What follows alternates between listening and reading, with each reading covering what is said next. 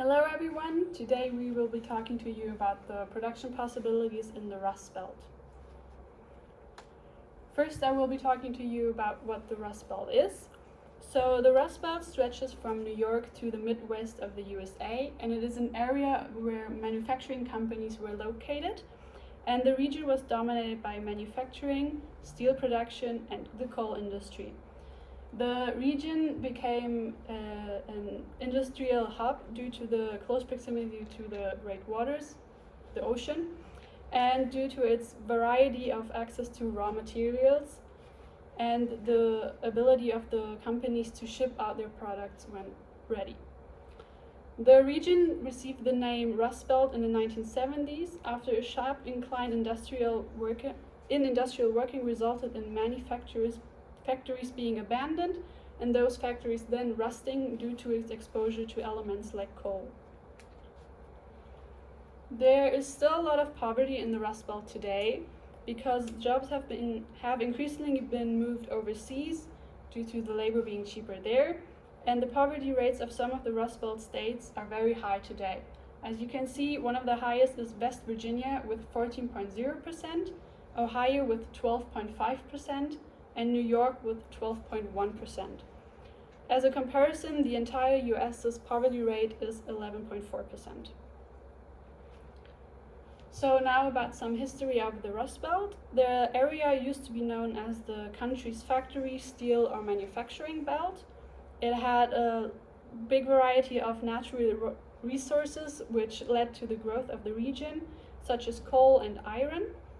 There was also a lot of labor that was ready to work and available waterways for international shipping. This then led to the rise in the coal and steel plants, which resulted in the influence on the weapons and automotive industry. The decline of the Rust Belt started in the 1950s as the US operated open trade overseas. From 1950 to 1980, the Rust Belt faced competitive pressure because the US opened international trade overseas. This flooded the country with imports and shifted the production south, where the labor was more cheaper. This resulted then in them having to cut wages and prices in the local area, and they had to eliminate lots of manufacturing jobs, which then resulted in a 2/3 decline of employment share for the region and a rapid decline in the region's population as the workers moved somewhere else to find more jobs. So now I will talk to you about how robots have changed the US production possibilities. And an Oxford study said that in 20 years, 47% of total US employment is at risk of being eliminated. However, the use of robots can increase competitiveness as it is able to maintain consistent labor costs and simultaneously increase productivity and through that the company becomes more competitive as they can produce more and at a steady flow. Robots help automate mundane and repetitive tasks. This frees the workers to face more business critical tasks. This will then make the workers more efficient.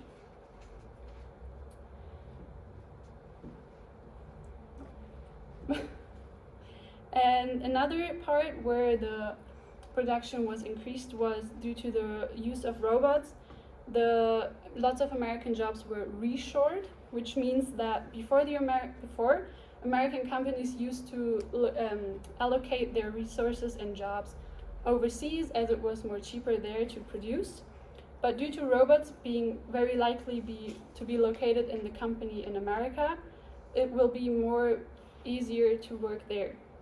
Jobs that were driven overseas will likely return to the US, and more than 50% of manufacturing executives considered shifting production back to the US, and in 2014 there were 60,000 jobs added to the USA.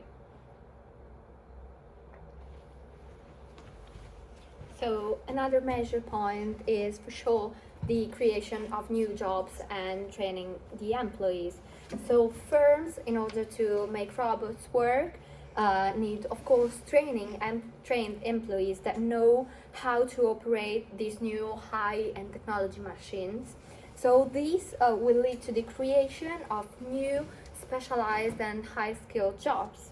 So those figures basically will be responsible for interacting with robots, and they make sure that they are performing well.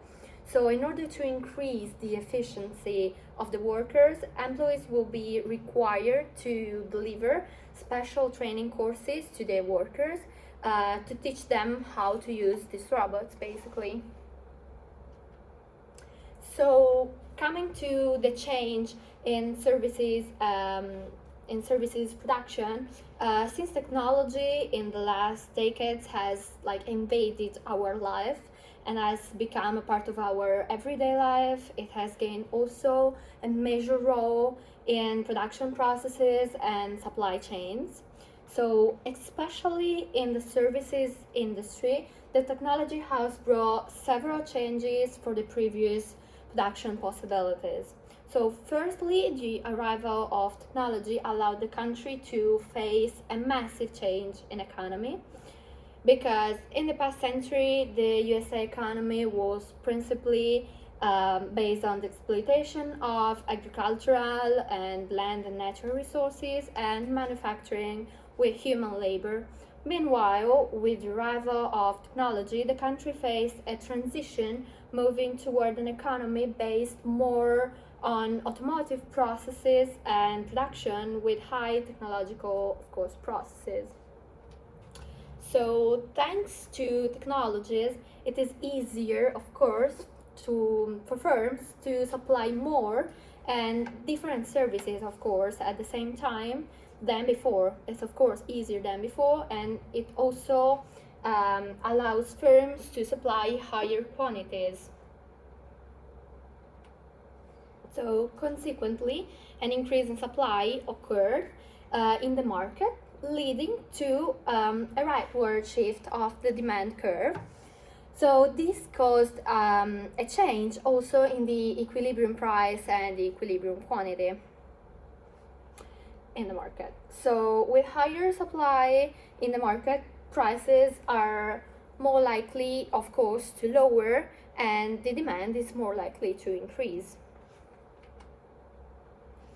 So moreover, technology also in the services industry helped firms in their production process.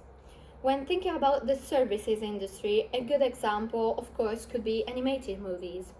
Technology contributed to eliminate repetitive tasks such as drawing by hand every single frame of a cartoon and spend less time on a single scene when making it. So it is verified that technology contributed to reduce the amount of time needed for the production process of goods and services, and that has taken human places for example, harmful or dangerous tasks. So with the introduction of technology, new services like, for example, streaming in the entertaining market have been invented and are generating huge profits, because our economy is every day more linked to the digital transition.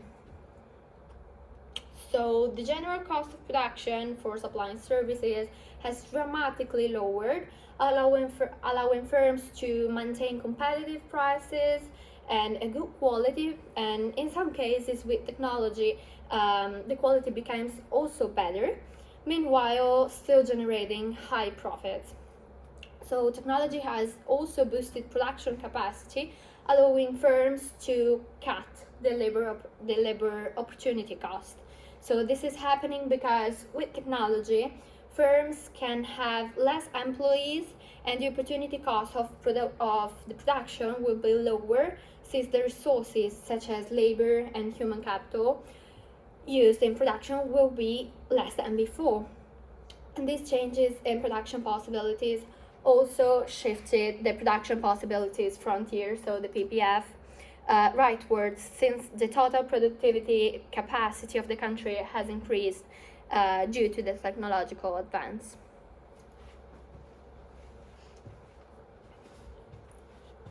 So I want to start briefly explaining the meaning of PPF. So PPF means Production Possibilities Frontiers, and obviously is a curve that shows how much of two goods can be produced, and these products obviously share the same finite resources. PPF is useful for us to understand where a state reach their productivity, their efficiency.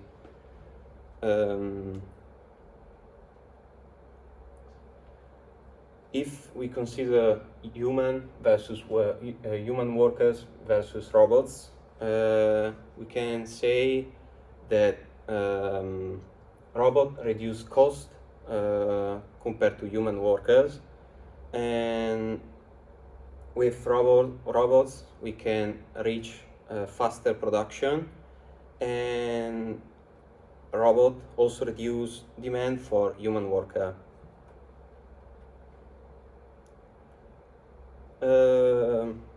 For sure, this increasing in automatization create more efficiency and more productivity.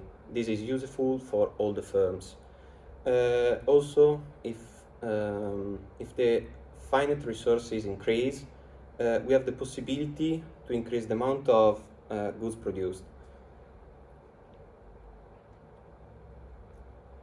We have to know that all the countries have to face against finite resources, and so for each nations have to make choices to what they want to produce and the quantity that they want to produce.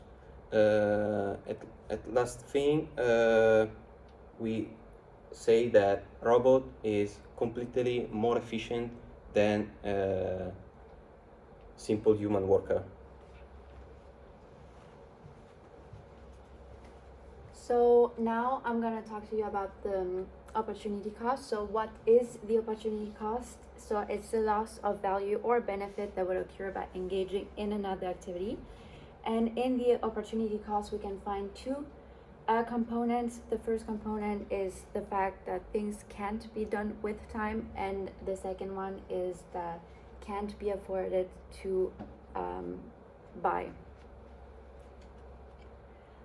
So this graph is from the International Federation of Robotics, and it is from 2021. On it, we can see the annual installations of industrial robots, and it is from 2015 till 2020. We can see the real numbers, and after that, from 2021 till 2024, we can see a forecast of numbers, and we can clearly see that it's rising. It's still rising, and it will still rise. We can see that in 2019 and 2020, there is a stagnation, and that is because of the Corona-19 pandemic. So it stopped the buying of robots. So the pandemic stopped the installation of these machines because the firms were mostly closed. So the firms weren't gonna buy robots to not use them at the end. But it still shows an estimation for the coming years, and it shows that the numbers will keep rising and and there's going to be an increase. Also, the Federation of Robotics shows a number of 3 million industrial robots operating in factories around the world. So that is an increase of 10% in regard of the other years, and the year of 2021 is the most successful year in the history of the robotics industry. So on the short run, we can say that a machine can seem more expensive than human employees because a large sum is used at the beginning. You have to pay the robot once to acquire it, but if we look closely at the long run effect of using robots, we can clearly see that a profit comes out, and that is because robots may seem expensive, like I said, at first hand, but employees get more expensive as with time, So you pay the machine once, and after having remade the amount, you get a profit without having to pay the machine because it is already paid, as a contrary to the human employees, where it seems to be a little amount of revenue at once, but over time you will never be finished paying them. So as long as those employees work, they will get paid and you will have to pay them. That is when we can see that on the long-term effect, employees are more expensive than robots.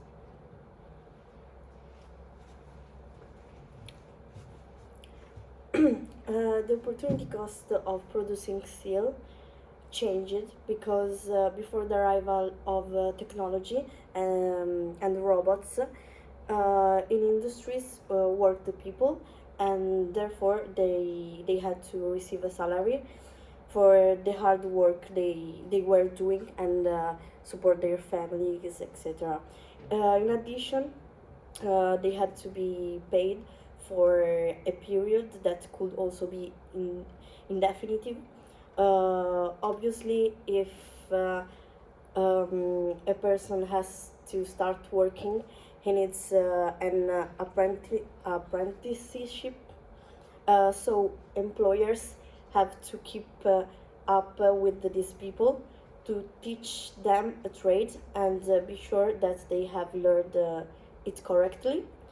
It is evidently more difficult to manage a thinking human being than an inanimate human object.